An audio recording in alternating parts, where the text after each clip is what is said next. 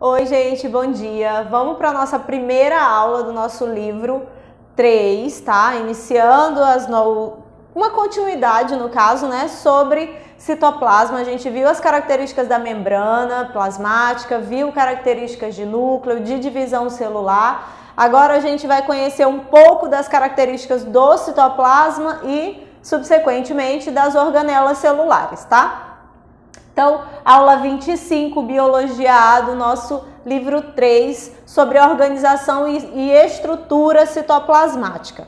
Só para a gente começar a conversar um pouquinho sobre esse conteúdo, é importante a gente entender um pouco da história da citologia, tá? Então, citologia é um ramo dentro da biologia, é uma área das biológicas que estuda especificamente as células e tudo que é concernente a essas estruturas, a essas células, tá? Que são as unidades funcionais de todo e qualquer ser vivo, de acordo com a teoria celular. Então, o estudo dessas estruturas, dessas células, o conhecimento delas, a visualização, né, foi possível apenas após a descoberta do microscópio, certo? Então, a primeira célula foi observada em 1665 por Robert Hooke em um microscópio rudimentar que ele próprio desenvolveu. Mas hoje nós já temos, aí as células observadas por ele eram células mortas de cortiça. Cortiça é esse material de rolha de garrafa. Então, são células mortas, certo? Hoje nós já temos microscópios, obviamente, né? Por causa do desenvolvimento tecnológico, microscópio muito mais, com uma tecnologia muito melhor, muito mais bem desenvolvida. Então, nós temos microscópios ópticos que conseguem aumentar até em 2.000 vezes o tamanho da estrutura a ser visualizada, os microscópios eletrônicos até 1 milhão de vezes, e os microscópios eletrônicos de varredura, né, que é até 100 milhões de vezes. Então, dá para aumentar um montiquito de coisa para visualizar todas as estruturas internas, externas, né? Então, dá para fazer, isso é importante para se fazer o estudo. Então, o desenvolvimento da microscopia foi um pontapé inicial para o estudo dessas células, para estudos de micro-organismos também, como bactérias, como vírus, né? Que são microscópicos, tá ok? Então, só para a gente entender um pouquinho sobre esse início e como que essas células puderam ser estudadas, visualizadas para ser estudadas. O citoplasma, já entrando no nosso conteúdo, é uma porção, é uma parte dessa célula, tá? Se a gente for visualizar uma célula, externamente a essa célula nós temos a membrana plasmática, que nós já sabemos as funções delas, as propriedades, né? Já vimos nas aulas anteriores. Quem tiver dúvida, só retoma os vídeos das aulas anteriores e veja quais são essas funções, as estruturas dessa membrana plasmática. Entre a membrana plasmática e o núcleo, nós temos o citoplasma, né? Citoplasma, hialoplasma ou citossol, é a mesma coisa, só vai mudar a nomenclatura.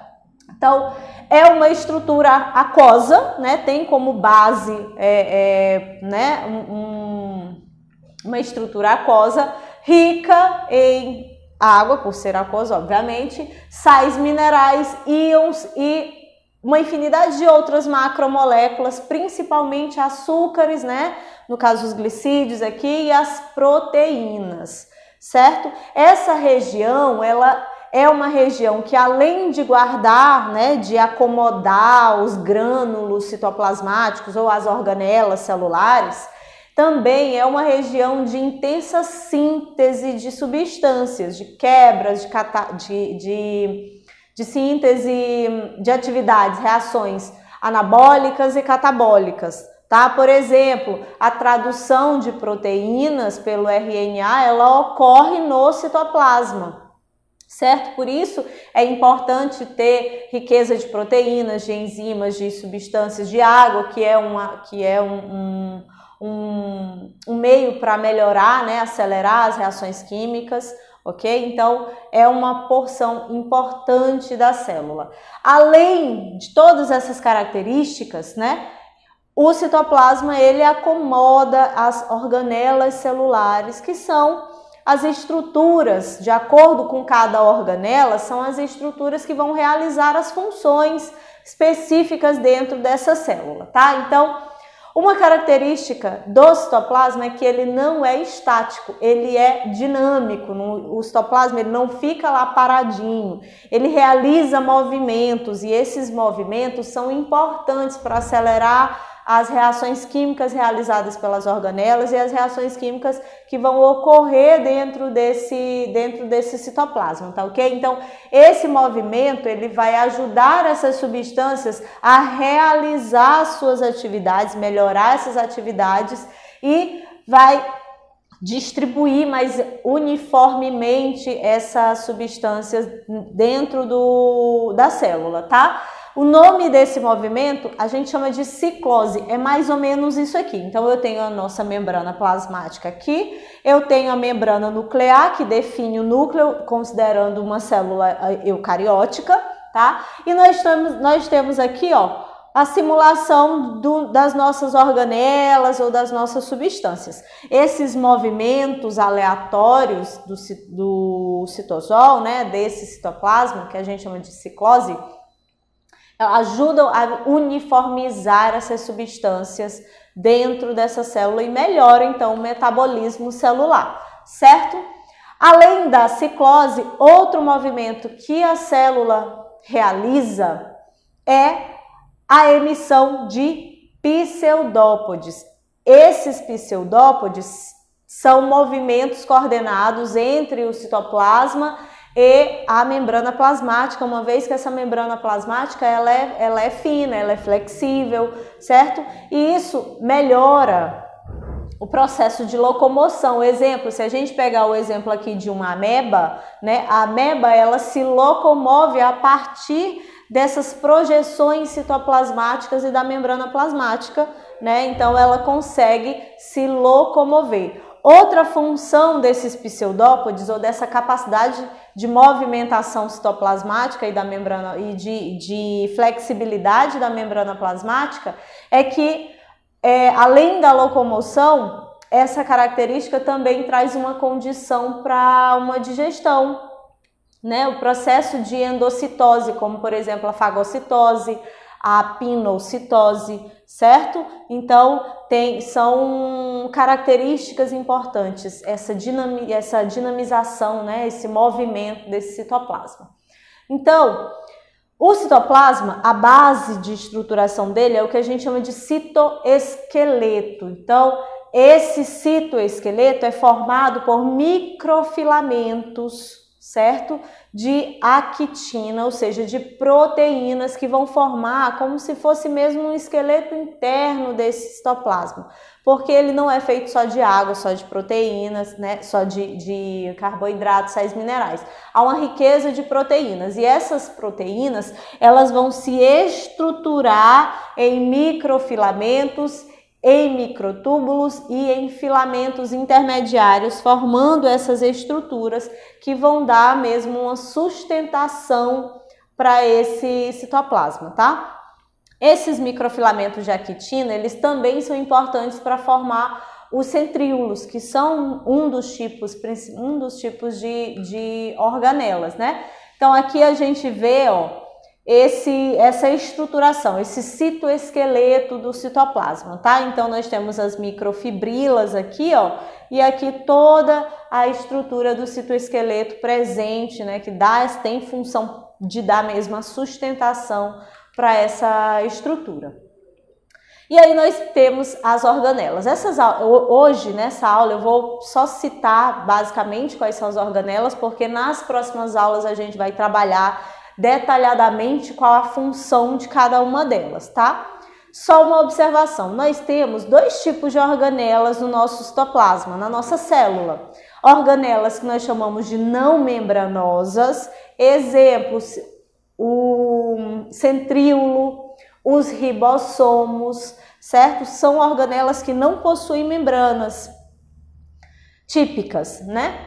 E nós temos as organelas membranosas, que são organelas que são compostas por uma única membrana, exemplo, retículo endoplasmático, complexo de Golgi, ou membranas duplas, como a mitocôndria, por exemplo, como os cloroplastos, por exemplo, tá ok? Então, há essa distinção.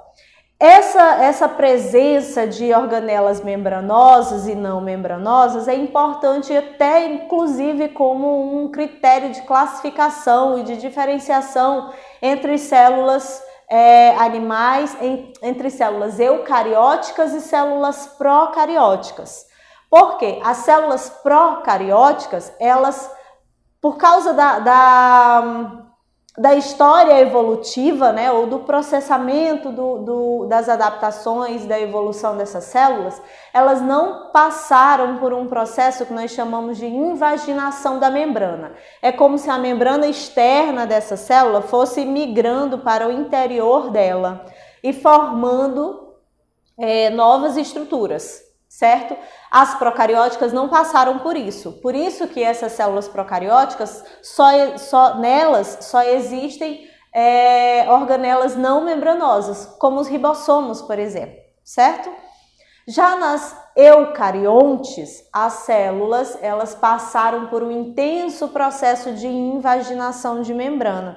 E à medida que essa membrana ela ia migrando para o interior dessa célula, formou a carioteca e formou todas as outras estruturas membranosas ou todas as outras organelas membranosas presentes nelas, tá? Então aqui, ó, nós temos como uma das primeiras organelas celulares, os centríolos, tem importante função na divisão celular, tá? Principalmente, e na formação de microtúbulos, cílios e flagelos para movimentação de estruturas como os espermatozoides, por exemplo, ou como os gametas flagelados das plantas.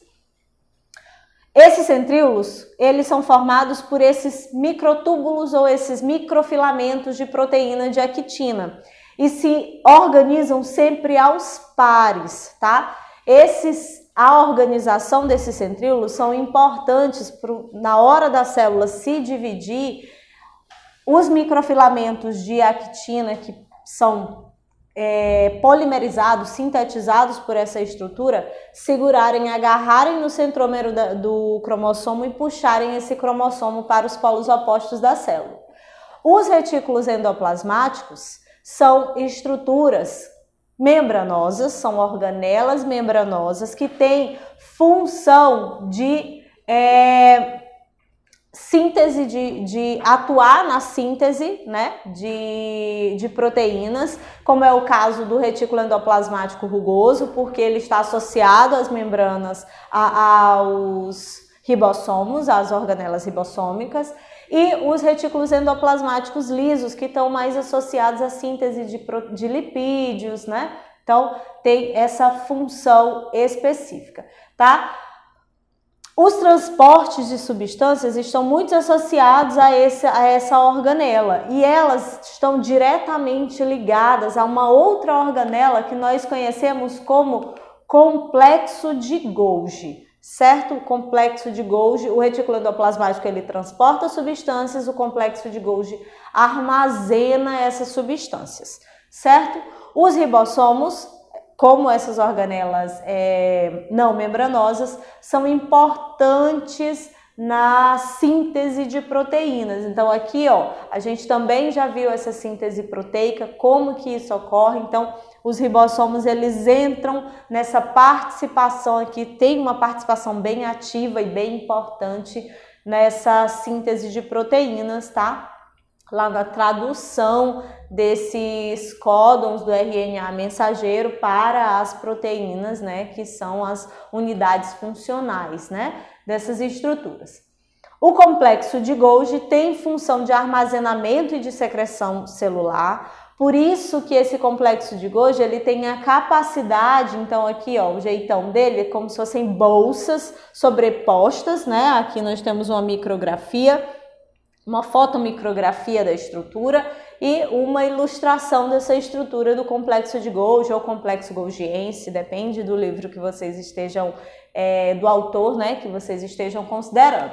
Então, esse complexo de Golgi, além dessa função primária de secreção e de armazenamento, ele tem uma função secundária muito importante, que é formar os lisossomos, que são as estruturas que contêm enzimas digestivas. Como eles armazenam essas enzimas digestivas, eles vão soltando essas bolsinhas aqui, ó, essas vesículas cheias dessas enzimas. Quando o organismo há necessidade de produção, ele libera essas enzimas, né, essas vesículas, e produzem os lisossomos de primeira e de segunda ordem, tá? Então, aqui nós temos uma visão geral desses retículos endoplasmáticos e do complexo de Golgi e dessa secreção dessas enzimas digestivas, certo? Exemplo, quando que secreta enzima digestiva? Vamos pegar o exemplo do espermatozoide que a gente viu as aulas mais recentes, lá na Biologia B do livro 2.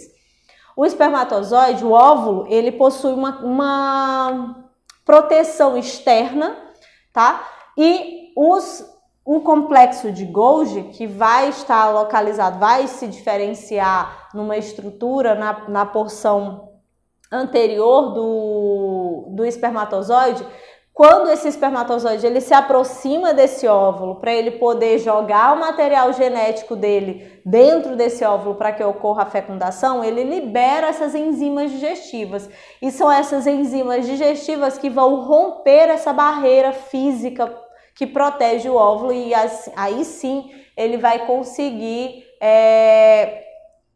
jogar esse material genético do acrossoma, né, dentro do óvulo e realizar a fecundação, tá? Então, esses lisossomos têm essa função de digestão intracelular, ok? Aqui só para a gente verificar a formação desses lisossomos. Então, essas digestões intracelulares a gente chama de endocitoses, pinocitose e fagocitose, dependendo do tipo de composição ou de substância que a gente está utilizando.